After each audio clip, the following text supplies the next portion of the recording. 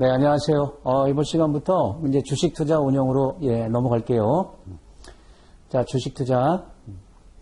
6문제 출제되고요. 여기 이제 과목이 10개 이상 이렇게 화끈하게 나오는 과목이 없죠? 자, 조금씩 출제되는데, 이 파트에서 핵심은 뭐냐면 이제 자산 배분과 관련된 얘기입니다. 그리고 이제 뒤에서 저와 같이 그 다음에 이제 채권도 공부하고 파생도 이제 공부를 하셔야 되는데, 채권이나 파생보다는 조금 이제 쉬운 편이라고 보셔야 되고요. 계산 문제가 여기서 이제 많이 나지는 않습니다. 근데 극히 일부분에서 이제 출제가 될 수 있어요. 이건 이제 공부를 하면서 그때그때 또 말씀을 드릴게요. 자산 배분과 관련됐다. 자, 그러면 이제 1장부터 여러분 교재 있으시죠? 시작을 해볼까요? 이제 운용 과정부터 이렇게 봐볼게요. 이제 그 그림을 먼저 보겠습니다. 이 그림을 이제 이해하는 게 굉장히 중요해요. 이게 계속 뒤에도 이제 사용이 되기 때문에 우리가 이제 자산을 운영할 때 제일 핵심은 뭐겠어요? 이제 투자자 요구 조건을 파악해야 되겠죠? 투자자 여러 가지 이제 요구 조건에 따라서 이제 정책이 나오는데 여기서 이제 핵심이 투자자 위험 성향을 봐야 됩니다. 이제 공격적인지 보수적인지 거기에 따라서 이제 운용 방식이 달라지니까. 그리고 이제 또 중요한 게 시장 상황을 보고 우리가 이제 자산을 골라야 될 거 아닙니까? 그래서 시장에서 이제 알아내야 되는 핵심이 이제 자산의 기대 수익률, 위험, 상관관계 이런 것들을 이제 추정해 가지고요. 그래서 이걸 이제 결합해서 자산 배분을 하는 거예요. 예를 들어서 이제 고객이 원하는 자금을 만들기 위해서는 이제 10% 수익 나는 이제 자산에 투자를 해야 되겠다. 이렇게 이제 가정을 이제 해보겠습니다. 10% 연 수익을 내야지 원하는 자금이 나온다 그랬을 때 이쪽에서 여러분 자산 골라야 될 거 아닙니까? 10% 수익 나는 것을. 그러면 10% 수익 나는 게 있다 그래서 거기다가 이렇게 집중 투자, 이제 올인하는 것보다는 여러 개를 결합해서 15%, 5%짜리 이렇게 결합해서 10%를 만드는 게 위험이 주는 거 아닙니까? 그게 분산 투자니까 그 위험까지도 다 이제 고려를 해서 최적의 자산 배분을 이제 한다는 거죠. 이 자산 배분 방법이 전략적, 전술적, 특이한 게 또 보험, 이제 하나하나 볼 거고, 그럼 자산 배분이 이제 그 정책이 나왔으면 거기에 따라서 계획이 수립됐으면 이제 포트폴리오 만들어야 되겠죠? 예. 그리고 이제 운용 들어가는데 이때도 이제 포트폴리오 운영할 때도 이제 패시브 방식이냐, 액티브 방식이냐, 준 액티브 방식이냐 이렇게 이제 구분할 수가 있고요. 양쪽에 모니터링이라고 되어 있는 건 뭐냐면 이 투자자 조건이 또 달라질 수 있잖아요. 그러면 이제 반영해야 될 거고. 시장 조건도 끊임없이 달라질 테니까 이제 반영을 해야 될 거고. 근데 이 전략에 따라서 이걸 반영한다, 안 한다, 이게 이제 좀 차이가 있습니다. 또 잘 가고 있는지 중간중간에 이제 성과를 측정하고 또 이제 평가, 필요하면 이제 조정 들어가야 되겠죠. 자, 이제 이런 과정으로 자산이 운영되는데, 이 주식 파트라는 게 이거하고 다 관련된 거예요. 그러면은 자산 집단은 어떻게 고를 거냐, 또 걔네들의 기대 수익률은 어떻게 측정할 거냐, 위험, 상관관계, 그 이제 추정하는 방법들, 또 요 특징들, 다 패시브는 뭐고, 액티브는 뭐냐, 이거하고 다 관련되어 있다 이렇게 보시면 되겠습니다. 되셨죠? 자, 이제 교재에 제가 이제 그림을 조금 변형했지만, 유사한 그림이 나와 있었죠? 네, 그리고 이제 이런 제목들이 있죠. 자산 운영 과정에서 이제 순서라고 할까요? 그러면 이제 핵심이 뭐예요? 돈 맡긴 투자자. 그게 이제 중요하죠. 아까 그림에서 이제 왼쪽 상단, 투자 상황 파악, 전략 수립. 이제 왼쪽 상단 축을 얘기하는 거고요. 또 우측 상단, 장기 전망이 이제 시장 예측 활동 얘기하는 거고.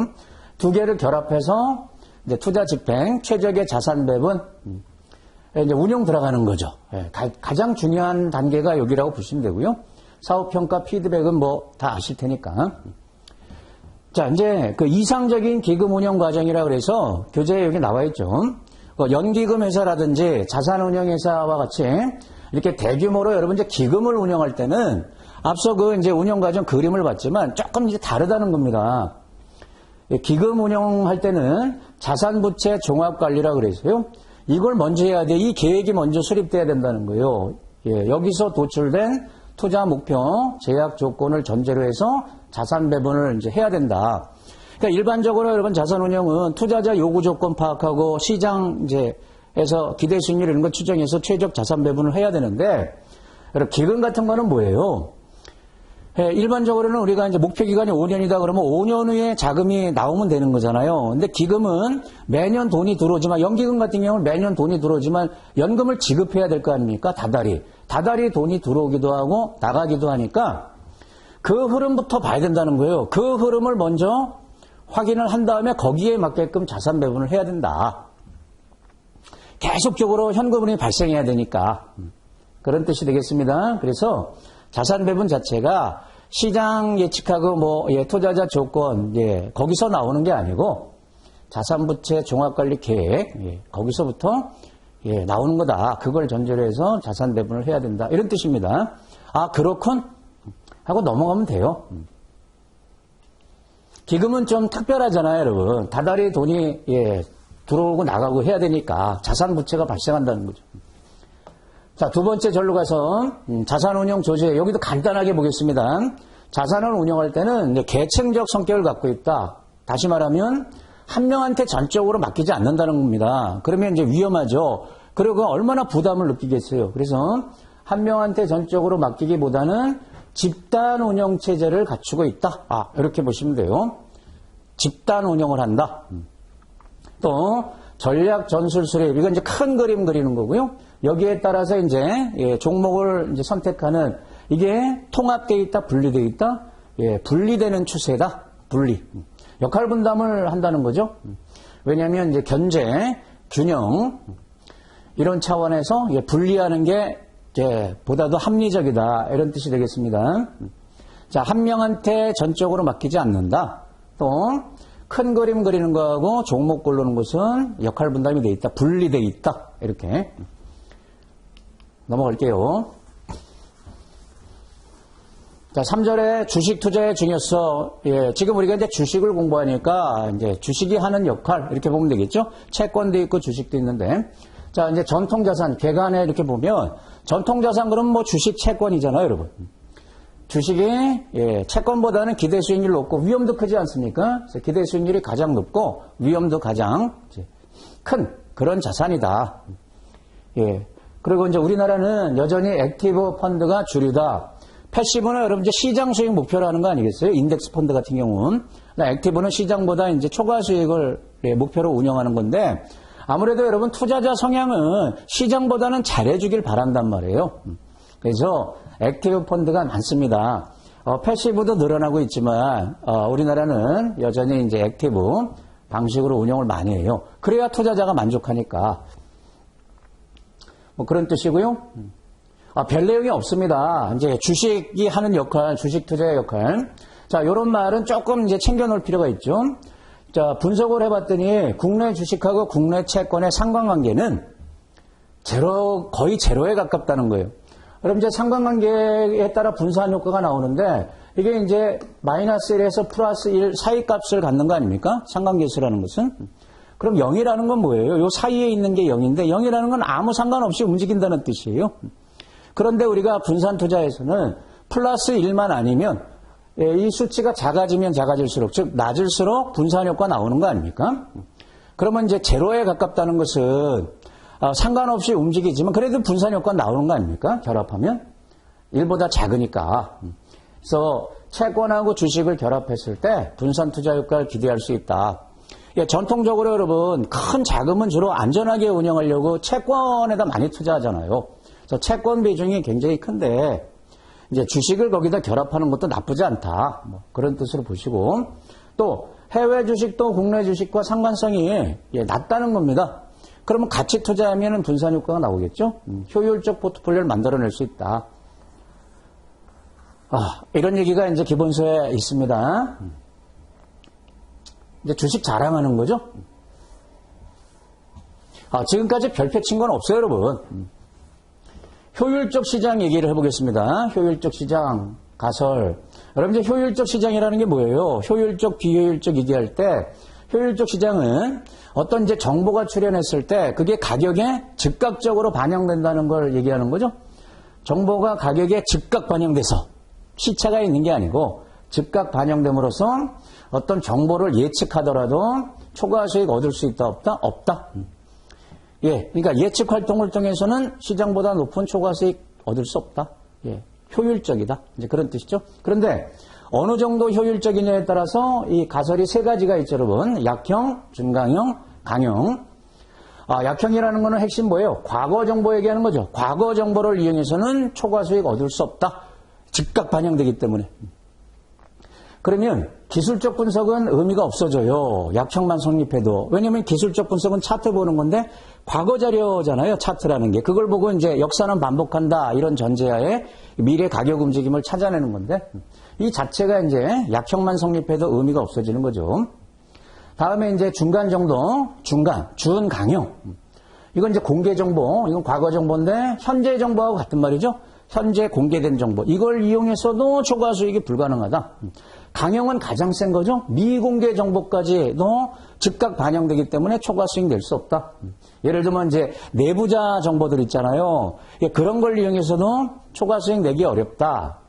강력한 효율적 시장이다. 그게 이제 강형이 되겠죠. 이 시사점을 보겠습니다. 이게 이제 시험에 중요한 겁니다. 이 효율적 시장 가설은 액티브 운용을 반대하는 논거로 이제 많이 이용이 되는 거예요. 시장이 효율적이면 초과 수익이 없다 그랬잖아요. 그럼 액티브 운용을 할 필요가 없는 거죠. 패시브 운용을 해야지. 그 반대하는 논거로 나온 건데요. 자, 시험에 여러분 요거는 알아두세요. 지금 세 가지로 이렇게 구분하지 않았습니까? 효율적 시장을. 근데 강한 형태의 효율적 시장 가설. 그러면 이제 강형 얘기하는 거잖아요. 강형을 신뢰한다면 어떤 형태의 액티브 운영도 할 필요 있다 없다? 시도할 필요가 없어진다는 겁니다. 왜냐하면 초과 수익계는 전혀 안 나오니까 내부자 정보까지 이용해도 초과 수익 낼 수 없으니까 강형이 성립하면 액티브는 의미가 없어지고요. 그렇지만 않으면 약형이나 중강형 이걸 신뢰하게 되면 액티브 운영을 해도 된다는 거죠. 배제할 필요가 없다 그랬으니까. 그러니까 이 지문을 알아두세요, 여러분. 강형일 때는 액티브 운영할 필요가 없고 강형만 아니면 즉 약형이나 준강형 또는 중간형 그때는 할 필요 있다. 초과 수익기를 얻을 수 있다. 배제할 필요 없다 그랬으니까. 되셨죠?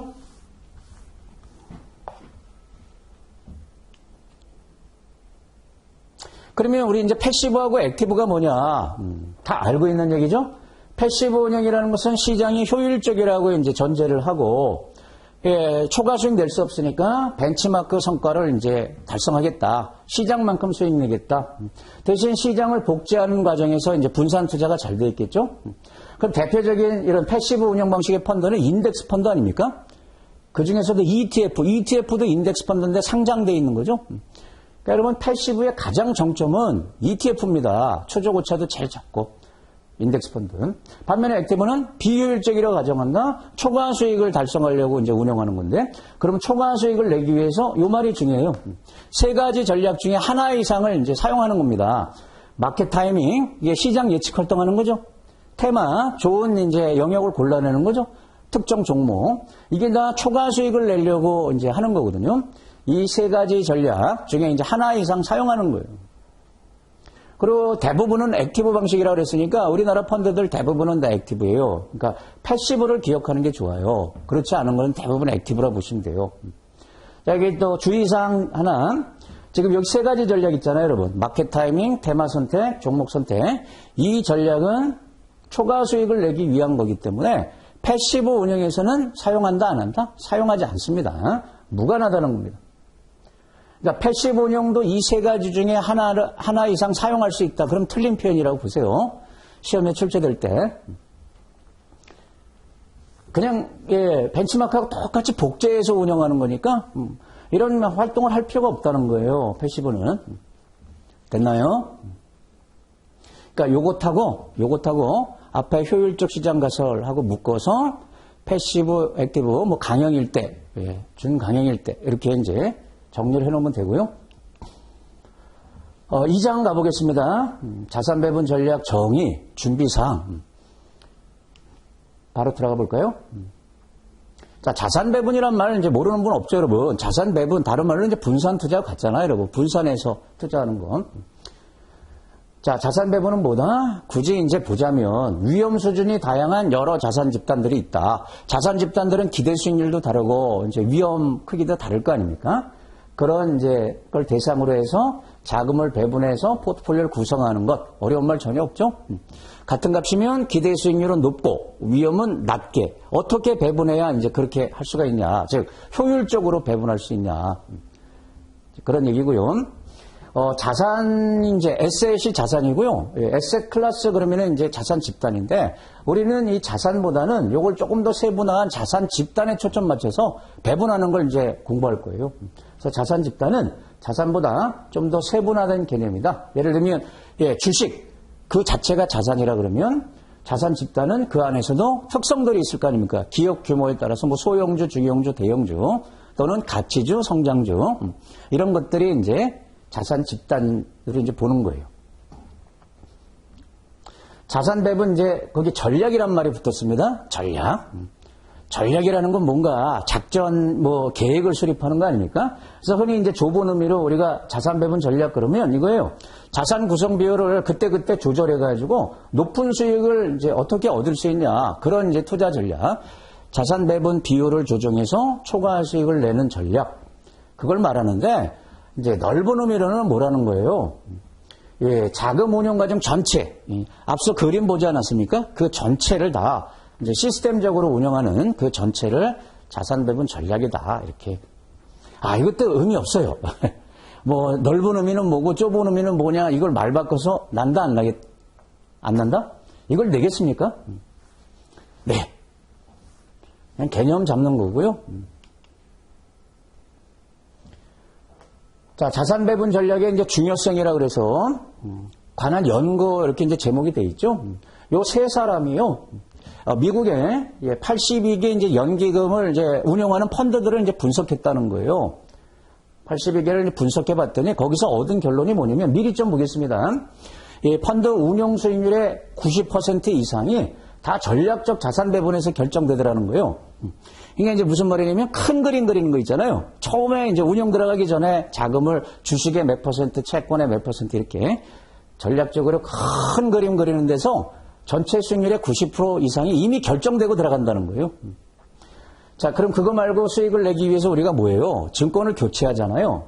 또 시장 예측 활동을 통해서 자산 배분 비중을 조정하기도 하는 거거든요. 시장 예측 활동을 한다는 것은 이 비율을 조정하려고 하는 거예요. 자산 구성 비율을. 좋은 종목 고르는 거고. 이거는 전체 수익률에 열심히 해봐야 10% 미만이더라. 이게 결론이라는 겁니다. 그래서 이제 교재에 보면 여러분, 뭐 1사분면, 2사분면 막 이런 말들이 나오는데, 그거 볼 필요 없어요. 시험하고 무관하니까.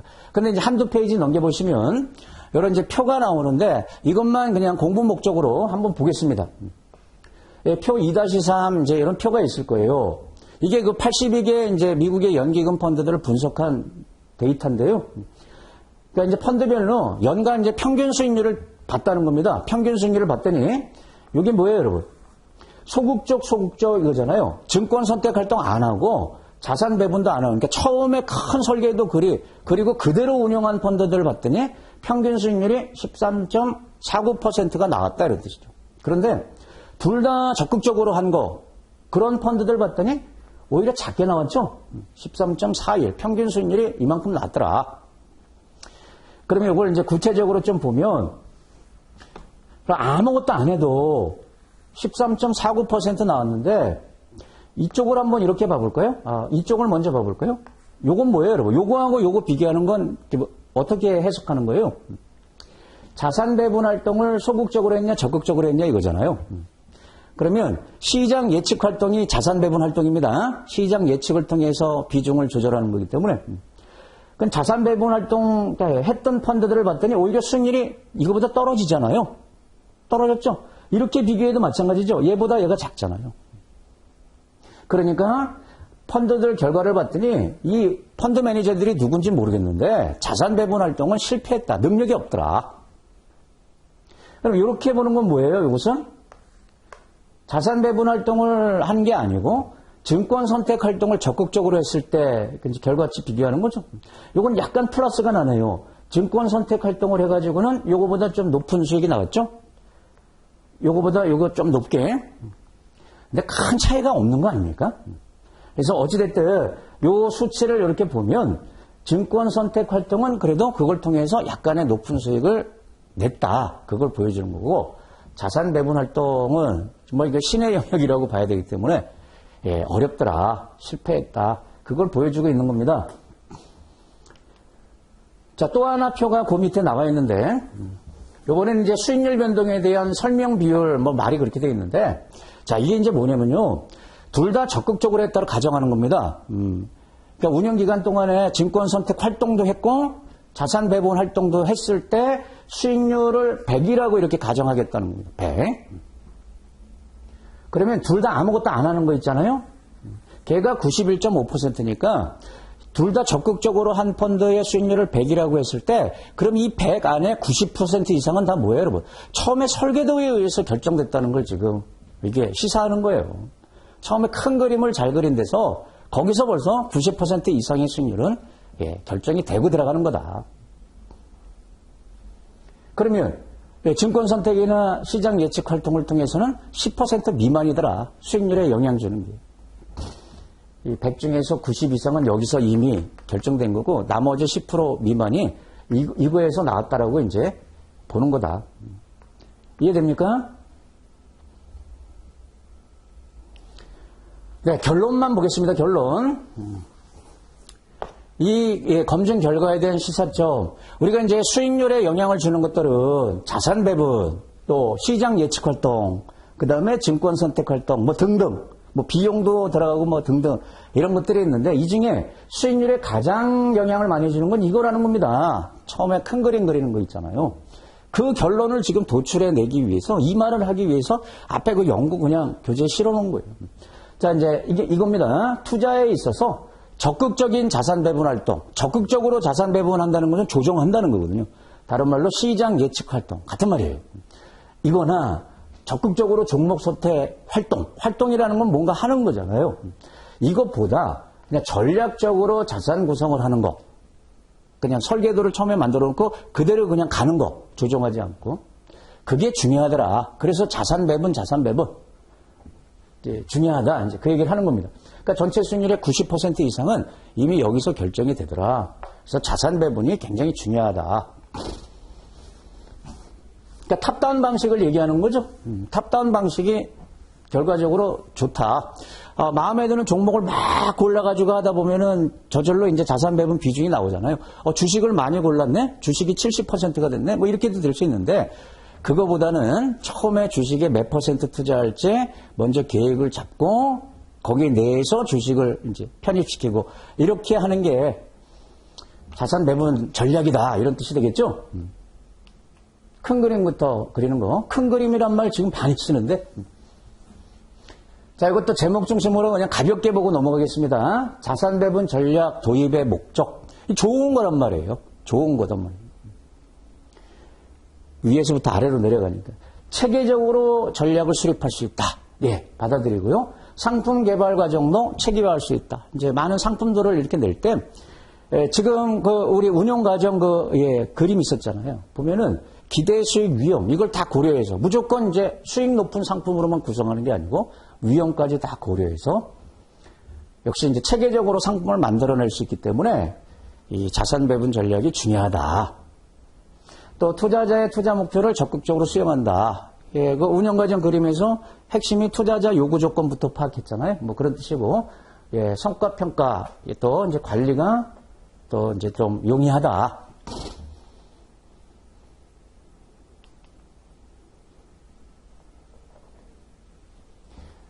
네, 최근에 자산 배분 운영 전략은 교재에 보니까 이렇게 이제 세 가지 특징으로 요약할 수 있더라. 세 가지가 뭐냐면 계속 나오죠. 자산 배분을 가장 먼저 결정하더라는 거예요.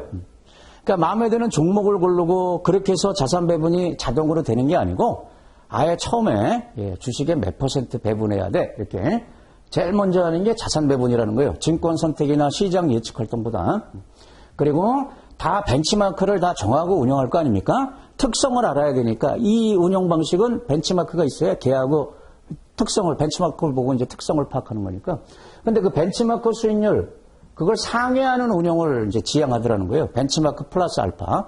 그럴 수밖에 없죠, 여러분. 벤치마크는 거래 비용이라는 개념이 없고 세금 개념도 없는데 실제 운영하는 포트폴리오에서는 비용 발생하고 세금도 고려를 해야 되고 그래서 괴리가 생길 수밖에 없으니까 벤치마크하고 똑같은 수익을 최대한 내려 그러면 플러스 알파를 추구를 해야 돼요. 그런 뜻이고, 자, 스타일 투자를 적용한다는 거예요. 이게 뭐냐면 좀 세분화하는 운영 방식을 갖는다는 거죠. 이거는 무조건 주식에 투자하는 펀드야, 또는 주식에 운영할 겁니다, 이렇게 하지 않고 주식 중에서 무슨 주식, 그런 게 스타일 아닙니까? 예를 들어서 주식 스타일을 할 때 대형주, 중형주, 소형주, 또는 뭐 가치주, 성장주, 뭐 이런 식으로 구분할 수 있을 거 아닙니까? 그러면 주식이라는 자산 하나도 여기서 이렇게 보면 단순하게 이렇게만 봐도 지금 6가지의 세부 스타일들이 나온다는 거예요. 아니면 이게 뭐 섞여 있는 뭐 혼합 형태도 있을 수 있죠. 뭐 혼합이 있다. 그러면은 9가지 스타일이 나올 수 있죠. 얘하고 얘를 좀 적절히 섞는 조합. 그럼 이렇게 이제 스타일들이, 이런 게 스타일이라는 거죠. 그러니까 단순히 주식이 아니고 여기에 운영하는 거야. 이런 종목에다가. 이런 스타일 투자가 좋다는 거죠. 그러면 그 장점이 이제 투자자 입장에서 장점이 4가지가 있는데, 이 운용자, 펀드 매니저 전문 분야를 알 수 있죠? 지금 이쪽에다가 운영하면은, 가치의 주의 전문가구나, 가치 투자자, 운용자가 가치 투자자구나, 뭐 그런 걸 알 수 있고, 뭐 이쪽이면 또 그렇게 전문 분야를 알 수 있고, 또 성과에 대해서 사후적으로 평가 기준을, 평가를 명확히 할 수 있죠. 사과는 사과하고 비교한다, 이런 말 쓰지 않습니까? 그냥 과일을 딱 놓고 어떤 게 당도가 높아? 이러면은 그렇지 않잖아요. 과일 중에, 당도 높은 것들이 많죠. 뭐 수박이나 이런 거 당도 높잖아요. 그러면 수박 중에서 당도 높은 걸 비교를 해야지 모든 과일을 그럴 수는 없으니까. 사과는 사과하고 이렇게 비교를 할 수 있고, 그런 점에서 좋고, 분산 투자를 효과적으로 달성할 수 있다. 벌써 조합이 많이 나오지 않습니까? 하나로 보는 것보단 세부적으로 보니까. 특히 여러분 이제 4번째 여기 보시면 투자자의 통제권을 향상시킬 수 있다. 운용자가 아니고요, 투자자의 통제권. 이게 무슨 말이냐면, 이 투자자가 선택할 수 있는 폭이 많아지잖아요. 경우의 수가. 하나로 볼 때보다 이렇게 세분화하면. 이걸 투자자의 통제권이라고 그래요. 그러면 투자자는 이거 주식에 운영할 겁니다. 투자하시면 주식에 운영할 겁니다. 근데 어떤 투자자는 나는 중소형주는 싫은데, 그럴 수 있을 거 아닙니까? 그럴 때 그럼 중소형주 배제하고 뭐 이런 식으로 운영하는 형태가 있습니다. 그러면은 그 마음에 들면 거기에 투자하면 되니까 선택할 게 많다는 겁니다. 그걸 투자자의 통제권이다. 운용자가 아니고. 그래서 요 운용자라고 바꾸는 것만 조금 주의하시면 돼요. 자, 3가지. 그런데 과거에는 그렇지 않았다는 겁니다. 과거에는 지금처럼 운영하지 않고 목표 수익률을 제시하고 운영했어요. 그래서 목표 수익률 달성하는. 왜냐면 처음에 여러분 펀드가 나왔을 때 사람들이 잘 모르잖아요. 돈이 잘 안 들어오니까 시장하고 무관하게 무조건 10% 수익을 내주겠다, 이렇게 목표 수익률 10% 제시하고 목표 달성형 펀드, 이런 것들이 있었단 말이에요. 그러면 시장이 빠져도 10% 수익을 내줘야 되니까 자꾸 동쪽으로 운영했단 말이에요. 예전에는. 그래서 예전 방식은 목표 수익률을 사전에 제시해서 그걸 달성 추구했고, 동쪽으로 그러다 보니까 자산 배분 하는 전략을 사용했다. 계속 끊임없이 샀다 팔았다 했다는 거죠. 근데 지금은 그렇지 않다. 그러면 이 5가지 특징을 묶어가지고 최근 방식이다, 과거 방식이다, 이렇게 이제 보시면 되고, 교재에 보면 이걸 또 표로 여러분 2개를 비교해놨죠? 표로 여러 가지들이 있는데, 그거 넘어가도 되겠습니다. 자, 이제 4절로 가서 자산 배분 전략 준비사항. 자, 미리 정해야 되는 게 있어요. 자산 배분하기 전에 미리 해야 되는 게 역시 그림. 자꾸 제가 그림 말씀드리는데, 투자자 요구 조건부터 파악해야죠. 또 시장 조건을 봐야죠. 그게 이루어져야 자산 배분을 한단 말이에요. 그래서 그 준비사항이 그거예요. 여기 있죠? 자, 투자 목표 제약 조건, 특히 위험 허용도 공격적인지 보수적인지 이거부터 파악해야 되고, 또 시장에서 자산들의 기대 수익률 위험 상관계, 어떤 자산들이 있냐부터 해서, 그러면 얘네들의 기대 수익률 위험 상관계, 이게 미리 돼 있어야 이걸 통해서 그 다음에 이제 자산 배분 계획이 나오는 거거든요. 이게 준비사항이라는 거예요. 이거부터 파악하고, 그리고 이제 뭔가 서류를 남겨야 되잖아요. 자산 배분을 어떻게 할 건지. 그걸 갖다가 이제 자산운용 지침서, 이거는 이제 대형 기금 같은데, 큰 돈 운영하는 기금 같은 데서 자산운용 지침서. 이게 이제 개인들이 이렇게 재무 설계할 때도 이런 서류가 반드시 있어야 됩니다. 이걸, 뭐 투자 정책서, 투자 지침서, 일종의 이제 마스터 플랜이라고 보면 돼요. 그런 서류가 있어야지 나중에 가면 이제 뭐 분쟁이 생겼을 때 들여다볼 거 아니에요. 구두로만 하면 안 되잖아요. 이거는 여러분 강제화되어 있는 겁니다. 반드시 만들어야 된다는 거예요. 만들어도 되고, 안 만들어도 되고, 그게 아니고, 강제화 해놨다. 아, 그렇군. 마스터 플랜 서류가 있어야 되는군. 이렇게.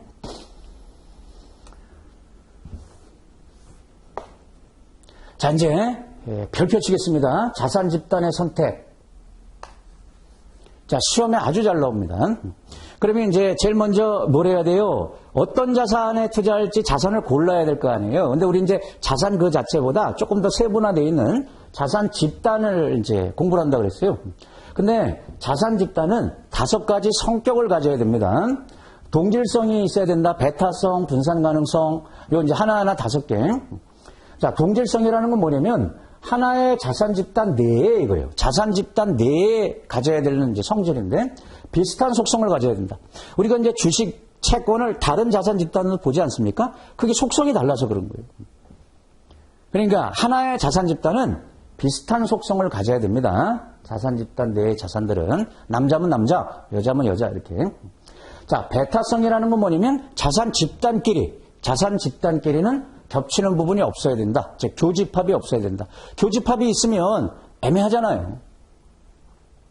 그걸 베타성이라 부르고 분산 가능성은 역시 자산 집단끼리 결합할수록 분산 효과가 나와야 된다는 거겠죠. 그럼 분산 효과가 나오려면 자산 집단 서로는 독립적이어야 된다는 거죠. 상관관계가 낮아야 되는 거잖아요. 독립적이어야 함을 이런 성질을 얘기하는 게 분산 가능성이고 그 다음에 이제 포괄성이라는 것은 자산 집단들이 굉장히 종류가 많을 거 아닙니까? 그걸 다, 투자 대상으로 보라는 겁니다. 투자 대상으로 대부분의 자산을 다 포함시키는 게 좋다. 이게 무슨 성격을 말하는 거냐? 또는 무슨 속성이냐? 포괄성이라고 부르고. 충분성이란 말은 자산 집단 내에, 하나의 자산 집단 내에 실제 투자할 종목이 많아야 된다는 겁니다. 규모, 수. 그래야 실제로 투자를 할 거 아닙니까? 어떤 자산 집단이 있는데 그 내부에 종목이 별로 없어요. 그럼 투자를 못 하겠죠? 충분한 규모, 수가 있어야 된다. 그러면 이렇게 이제 5가지가 있는데 여러분, 이 중에서 동질성하고 충분성은 하나의 자산 집단 내에서 가져야 되는 성질이고요. 베타성이나 포괄성은, 베타성이나 분산 가능성은 자산 집단 간에 가져야 되는 성격이죠. 자산 집단끼리. 내냐, 간이냐, 이제 이런 것들도 공부하실 때 좀 구분할 필요가 있고요. 이게 시험에 이렇게도 나온 적이 있습니다. 이 이름을 바꿉니다. 동질성이 아니고 이질성, 뭐 베타성이 아니고 종속성, 한정성, 뭐 제한성, 뭐 이런 식으로 실제로 나온 적이 있거든요. 잘 보시고요.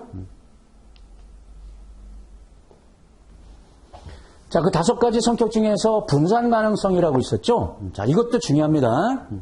이 분산 가능성 쉽게 얘기하면 뭐냐면 내가 지금 포트폴리오를 만들어 놨는데 새로운 자산 집단이 지금 시장에 등장했어요. 그럼 그걸 포트폴리오에 집어넣는 게 좋은 건지, 즉 포함시키는 게 좋은지, 그냥 무시하는 게 좋은지, 그걸 이제 분산 가능성 측면에서 분산 가능성이 있으면 이제 포함시키는 게 좋은데 이걸 이제 샤프 비율로 비교하는 방법이 있습니다. 개념은 이거예요, 여러분. 새로운 자산 집단이 있을 때 그걸 내 포트폴리오에 포함함으로써 기존 포트폴리오보다 더 높은 그런 이제 샤프 비율이라는 게 있죠. 이게 이제 그 성과를 측정하는 지표죠. 성과 지표. 뒤에 여러분 파생상품 다음에 그 이제 결과 분석이라는 과목이 있죠. 거기서 요 이제 위험 조정 성과 지표, 샤프 트레이너 이제 이런 거 이제 공부하실 거죠. 여기서는 그냥 성과 지표다 이렇게만 볼게요. 운영 성과를 이제 측정한 지표인데요. 이 성과 지표니까 높으면 좋잖아요. 그러니까 새로운 자산 집단을 포함시켜서 더 높은 샤프 비율이 이제 나온다 그러면 분산 효과를 얻게 된다. 더 효율적으로 만들 수가 있다. 뭐 같은 말이고. 그럼 어떻게 그걸 판단하냐? 자, 이 식을 외워야 되겠습니다. 이 비교 방식을. 그러니까 왜 이런 식이 나오냐? 그냥 받아들이는 걸로 일단 하고요. 이게 이제 무슨 뜻이냐면 새로운 자산 집단의 샤프 비율입니다. 새로운 자산 집단의 샤프 값하고 기존 내 포트폴리오의 샤프 값, 그리고 이 둘 간의 상관계수입니다. 로, 그냥 이렇게 기호로 로라고 쓰는 거 있죠? 자, 여기 예를 보겠습니다. 기존 포트폴리오의 샤프 비율이 0.5예요. 새로운 자산 집단의 샤프 값은 0.3밖에 안 돼요. 이제 여기서 이제 문제가 되는 겁니다. 만약에 얘보다 새로운 자산 집단의 샤프 비율이 더 높으면, 그러면 이 자체가 포트폴리오보다 성과가 높으니까 편입시키는 게 좋겠죠? 우리가 그걸 직관적으로 이해할 수가 있죠? 그런데 지금 낮지 않습니까? 얘보다 얘가 낮단 말이에요. 그러면 얘를 뭐하러 포함시키냐? 성과가 낮게 나오는 거죠. 그게 아니고 상관계수를 봐야 된다는 겁니다. 상관계수가 만약에 0.5다, 둘 간에. 그러면 이렇게 이제 식을 비교하면 될 거 아닙니까? 얘가 0.3, 얘가 0.5. 그럼 작지만 이 상관계수가 0.5. 그럼 이렇게 곱하면 이쪽이 크죠? 이쪽 0.25 나오면. 그러면 얘를 포함시키는 게 좋다는 겁니다. 부등식으로 판단하는데. 그러니까 지금 이 사례에서는 추가하는 게 좋은 거다. 이런 결론이 나오는 겁니다. 만약에 이게 반대로 크기가 나오면은 포함 제외하는 게 좋은 거고. 자, 이게 여러분 이렇게 설명을 드려볼게요. 이게 무슨 의미를 갖고 있냐면 그냥 이런 뜻입니다. 지금 요걸 이쪽으로 넘겨봐요. 그럼 이렇게 되죠? 0.3을 0.5로 나누는 거죠? 이걸 이쪽으로 넘기면 그러면 기존 포트폴리오의 성과가 0.5고 새로운 자산 집단 성과가 0.3밖에 안 되지만 얘 대비 얘가 차지하는 비중이, 성과 비중이 얘가 새로 포트폴리오에 들어감으로써 상관계수가 있을 거 아닙니까? 이게 위험이란 말이에요. 상관계수가 위험이죠. 이거보다 크다 그러면, 그러니까 새로운 자산 집단이 들어감으로써 위험이 추가되는데 그걸 이제 상관계수 값으로 봤을 때 상관계수 값보다 이 비중이 크다 그러면 성과가 위험보다 큰 거 아니냐. 그러니까 포함시키는 게 좋은 거 아니냐. 그럼 이게 지금 0.5였잖아요. 그러면 이게 0.5보다 크죠? 이런 의미를 보세요. 성과가 위험보다 크니까.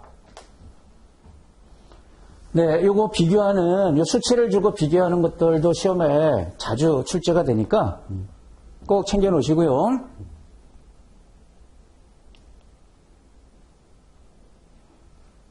자, 앞에 그 5가지 성격하고 특히 분산 가능성을 샤프 값으로 판단하는 그 방법 중요하다고 말씀드렸고요. 우리가 이제 뭐냐면 우리가 이제 자산 집단, 그러니까 세부적으로 이렇게 자산을 이제 구분하는 거 아닙니까? 예, 다시 말하면 이제 스타일하고도 같은 말이죠. 근데 그 스타일을 나누는 기준들이 주식하고 채권이 좀 다르지 않습니까? 주식 같은 경우는 세분화할 때 주로 어떻게 나눠요, 여러분? 기업 규모를 보고 대형주, 중형주, 소형주 또는 주식의 특성에 따라서 가치주, 성장주, 혼합주 또는 이제 지역 뭐 이런 식으로 이제 구분을 하고요. 채권은 이렇게 스타일을 구분할 때 기업 규모로 구분하지 않죠. 이 채권 발행 기업이 대기업이냐 중소기업이냐 이렇게 구분하지 않고 신용 등급에 따라 국채냐 회사채 이게 신용 등급별로 구분하는 거잖아요. 또는 만기로 구분하잖아요, 여러분. 채권은 단기, 중기, 장기. 그러니까 이제 구분하는 기준이 좀 다르다 이런 뜻이에요. 지역은 뭐 유사하고 그다음에 대안 투자 상품들 있지 않습니까? 대체 투자 상품, 전통 자산 외에 그런 것들은 부동산 대체 투자 자산들이 많잖아요. 그럼 이거 하나하나를 별도의 자산 집단으로 본다 이런 뜻이에요. 별도의 자산 집단. 하나하나가 다 성격이 다르니까 다른 자산 집단으로 보는 거고 이렇게 주식은 이런 기준으로 나누고 채권은 이런 기준으로 그러면 이제 세분화할 수 있다. 계속 이렇게 세분화해 나갈 수 있다 이런 뜻이죠. 자, 지금 자산 집단 선택에 대한 얘기를 했습니다. 자산 집단. 그러면 자산 집단을 선택했어요. 주식, 채권에 투자하기로 했어요. 그러면 특히 주식, 그러면 이제 기대 수익률을 측정해야 될 거 아닙니까? 지금 이 주식에서 어느 정도 수익률이 나올지 그 기대 수익률을 이제 그 다음에 측정을 해야 되는데 위험도 측정하고 상관관계도 이제 이게 추정하는 겁니다. 미리 시장에서 추정하는 거예요. 특히 여러분 자산 집단의 기대 수익률 추정하는 방법 있잖아요. 별표 치겠습니다. 여러 가지 방법이 있는데 대표적으로 4가지 방법의 이제 차이점을 아셔야 돼요. 기대 수익률 추정하는 거예요. 기대 수익률. 제일 먼저 추세 분석법. 여러분 이게 계산 문제가 나는 게 아니고요. 이런 방법이 이름이 뭐냐 또는 이 방법의 특징이 뭐냐 이거니까 자, 추세 분석법은 핵심 키워드가 이겁니다. 장기간 수익률을 분석해서 장기간. 예, 만약에 우리나라 주식시장 20년간 데이터를 봤더니 20년에 그 추세가 나올 거 아닙니까? 자료를 분석하다 보면. 예, 장기간 수익률을 분석한다. 그래서 여기서 추세를 알아내가지고 미래 수익률을 계산한다. 예를 들어서 매년 플러스 1%씩 주식시장이 올랐다. 그러면 올해 목표치를 전년도 플러스 1% 이렇게 추세로 계산하겠다. 그게 추세 분석법이고요.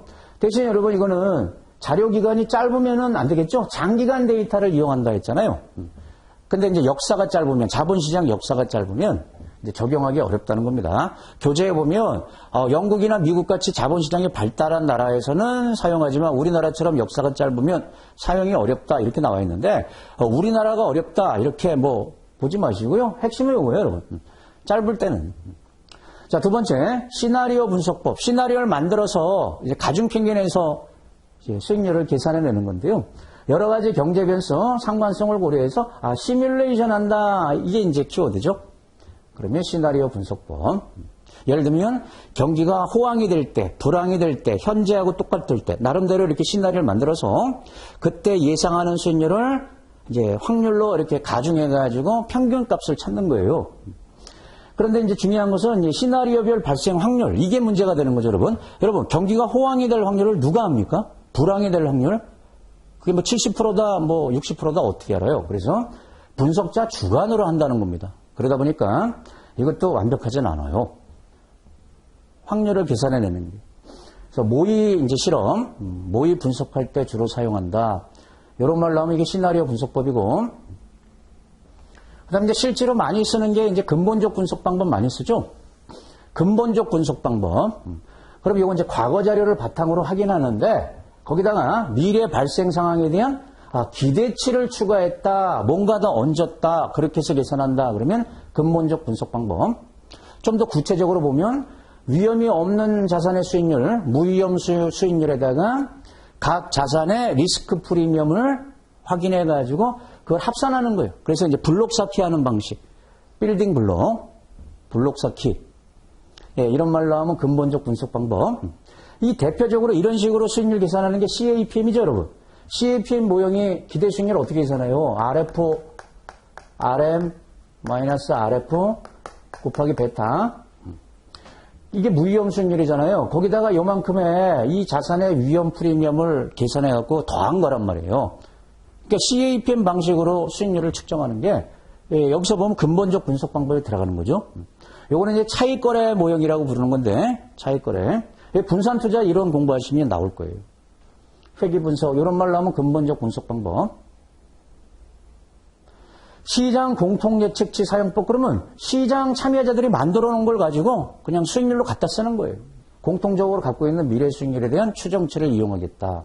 예를 들어서 채권은 수익률 곡선에서 기대 수익률을 찾아내겠다는 거예요. 지금 형성되어 있는 수익률 곡선을 보고 뭐 1년짜리 수익률, 3년짜리 수익률 그걸 갖다 쓰고, 주식 같은 경우는 배당 할인 모형, 현금 흐름 할인 방법 뭐 이런 걸 통해서 계산을 해내는 거. 여러분이 여기서 지금 이게 왜 시장에서 형성된 걸 갖다 쓴다 그러냐면, 여기를 잠깐 보겠습니다. 여러분 그 배당평가 모형으로 정률 성장 모형 있죠? 주가 계산하는 공식이 뭐예요? 현재 주가는 차기 배당 K-G. 이 식 알고 계시죠? 그러니까 차기 배당을 투자자 요구 수익률과 성장률로 나누면 적정 주가가 되는 거 아닙니까? 그럼 이걸 뒤집어서요. 현재 주가가 10,000원 하고 있단 말이에요. 시장이 10,000원에 형성돼 있어요, 가격. 그러면 여기에 내재되어 있는 이 수익률을 거꾸로 찾아낸다는 거예요. 그게 시장 공통 예측계 사용법. 이 거꾸로 어떻게 찾으면 돼요? 이 식을 뒤집으면 이렇게 되죠? 차기 배당을 현재 주가로 나누고 성장률을 더하고. 이렇게 해서 요구 수익률, 기대 수익률 계산하는 방법이 있죠? 이게 배당 수익률 아닙니까? 배당 수익률에다가 성장률을 더해서 요구 수익률로 가져가는 거. 이 방법을 얘기하는 거예요. 이 방법. 그러니까 형성되어 있는 가격을 보고 거꾸로 찾아내겠다. 그게 시장 공통 예측치 사용법. 자, 이렇게 네 가지 방법, 특징들 챙겨놔야 되고요. 그 밖에도 뭐 경기 순환 접근 방법, 시장 타이밍 방법, 뭐 전문가의 주관적 방법, 전문가가 그냥 알아서 하는 거예요. 이런 것들도 기대 수익률 추정하는 방법에 들어가고요. 근데 이런 방법보다 이 앞에 네 가지, 그걸 잘 보셔야 되고요. 자, 지금까지 기대 수익률 추정하는 걸 봤고요. 그럼 이제 위험이나 상관관계도 또 추정해야 될 거 아닙니까? 근데 이거는 구체적인 내용이 교재에 없죠. 일단 위험은 뭘로 많이 측정을 해요? 표준 편차 또는 분산. 근데 여기에 가치라고 이렇게 영어로 나와 있는 거 있죠, 여러분? 이 풀네임이 굉장히 길죠. 가치. 제가 왜 여기다가 이제 강조를 해놨냐면, 혹시 시험에 가치도 기대 수익률을 측정할 때 이용하는 방법이다. 아닙니다. 이거는 위험을 측정하는 거다. 그것만 기억하세요. 위험을 측정할 때 사용하는 방법이 가치다. 가치라고 읽으면 되고요. 기대 수익률하고 상관없는 겁니다. 그 다음에 우리 자산 간의 상관관계는 주로 이제 공분산이나 상관계수. 이게 로값 아닙니까? 로. 공분산 이런 것들은 상관관계 수치를 의미한다. 이런 것들로 이제 추정할 수 있다. 여기는. 네, 첫째 시간. 예, 제가 이제 강의를 쭉 하면서 그때 이제 중요한 것들을 강조드리지 않았습니까? 예, 그걸 우선적으로 복습하셔야 되겠죠. 여기까지 합니다.